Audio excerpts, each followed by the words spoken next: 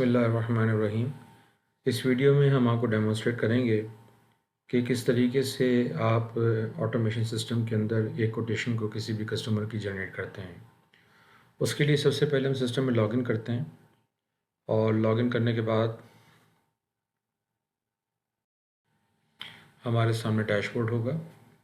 इस डैशबोर्ड में से आप लेफ़्ट साइड में से सेल्स मेन्यू में से सबसे पहले सेल्स ऑर्डर फॉर्म लाइव या ऑर्डर फॉर्म लाइव के नाम से डॉक्यूमेंट है, इस पर आप क्लिक करेंगे और जैसे आप क्लिक करेंगे तो आपके सामने एक फॉर्म अपीयर हो जाएगा और ये बेसिकली स्टार्टिंग फॉर्म है किसी भी कोटेशन को इमीडिएटली अपने सिस्टम में रिकॉर्ड करने के लिए।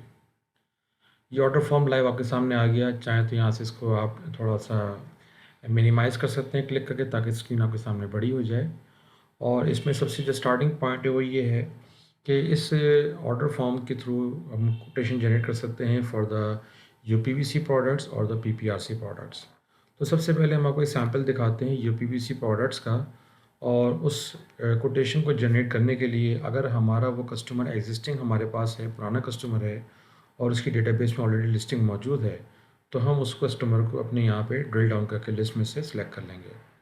अदरवाइज़ अगर वो न्यू कस्टमर है तो इनिशियली आप उसकी जगह as a cash counter sale अपने सिस्टम में एज अ अकाउंट सेलेक्ट कर सकते हैं फॉर द प्रोसेस।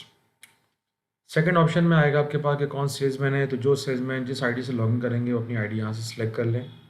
और करने के बाद फिर सिस्टम आपसे पूछता है कि प्रोडक्ट की टाइप क्या है, कि आपने यूपीवीसी की आपने डिमांड बनानी है या पीपीआरसी की बनानी है। अगर हम यहाँ पे सिलेक्ट कर लेते हैं पीपीआरसी, तो आप नीचे देखेंगे ऑटोमेटिक तमाम की तमाम फिटिंग्स जो हैं वो पीपीआरसी की आपके सामने अपीयर हो जाएंगी।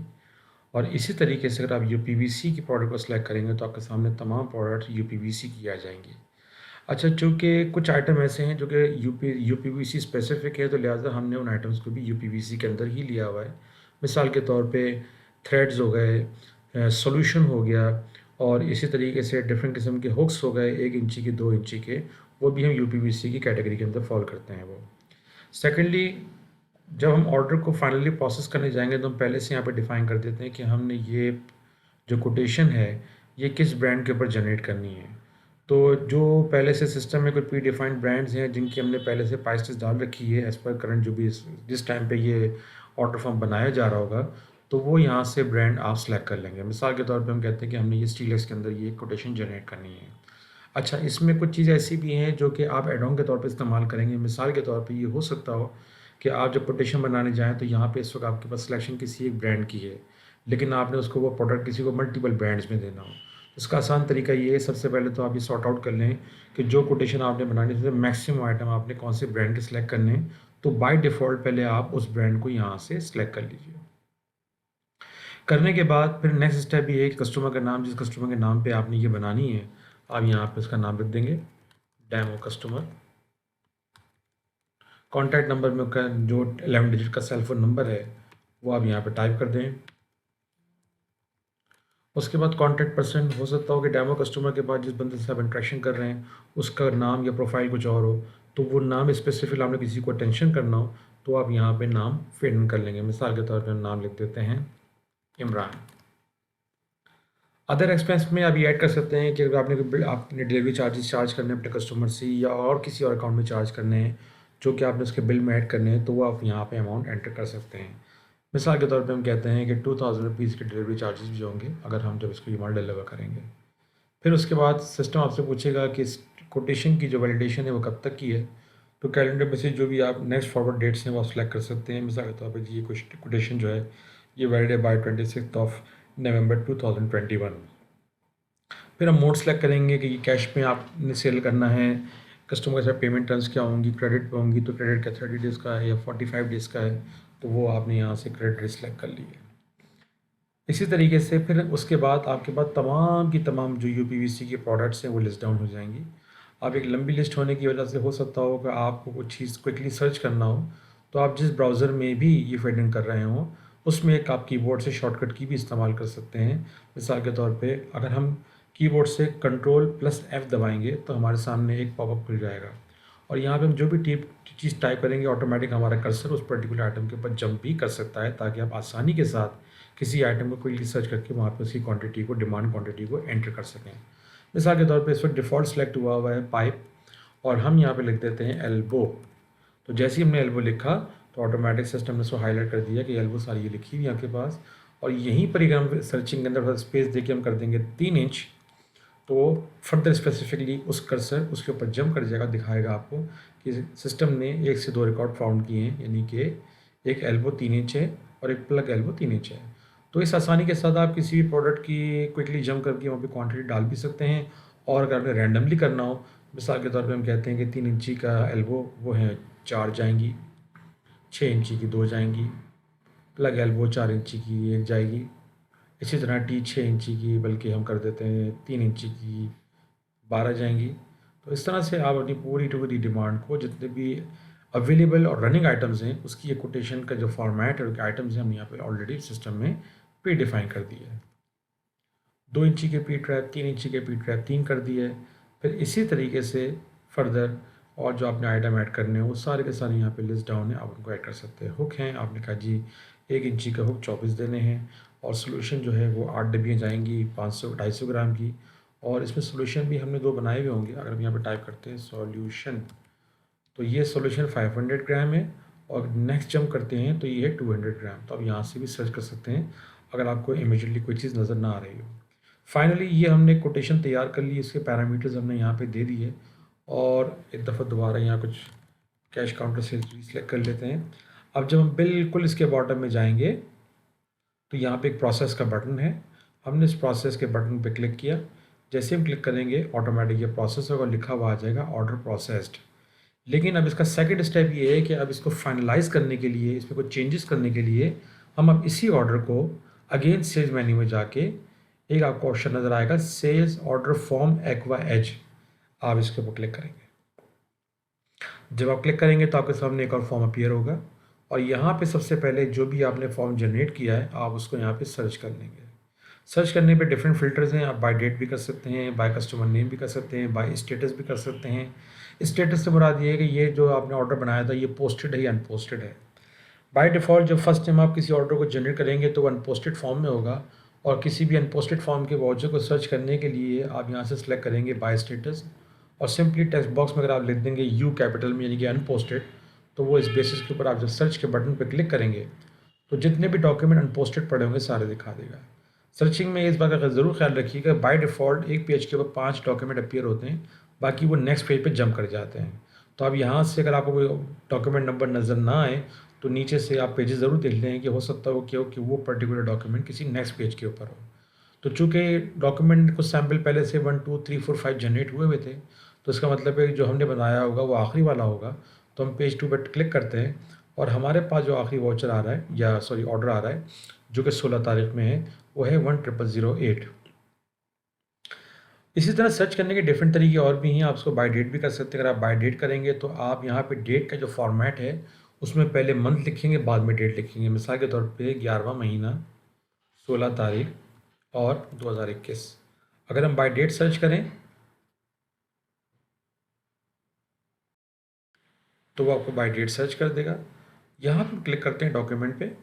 अब जैसे ही मैंने उस पर्टिकुलर डॉक्यूमेंट नंबर पे क्लिक किया तो ऑटोमेटिक मेरे सामने वो डॉक्यूमेंट जो मैंने जनरेट किया था खुल के आ गया। ये एक फॉर्म हमारे पास तैयार हो गया। अब यहाँ पे आपके पास मल्टीपल प्रोविजंस अवेलेबल हैं। आप अगर किसी का कोई रेट चेंज करना चाहते हैं किसी पर्टिकुलर आइटम का, तो आप सिंपली अगर यहाँ से एक्सट्रीम राइट पे जाएंगे और ये पेंसिल के साइन पे क्लिक करेंगे तो आप उस रिकॉर्ड में एडिटिंग कर सकते हैं। यानी क्वांटिटी अगर आपने चेंज करनी तो आप क्वांटिटी चेंज कर लें।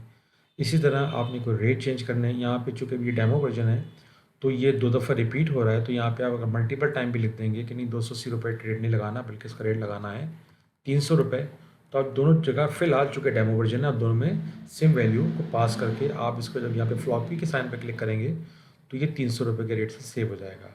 तो 300 multiplied by 4 is equal to 1200 rupees.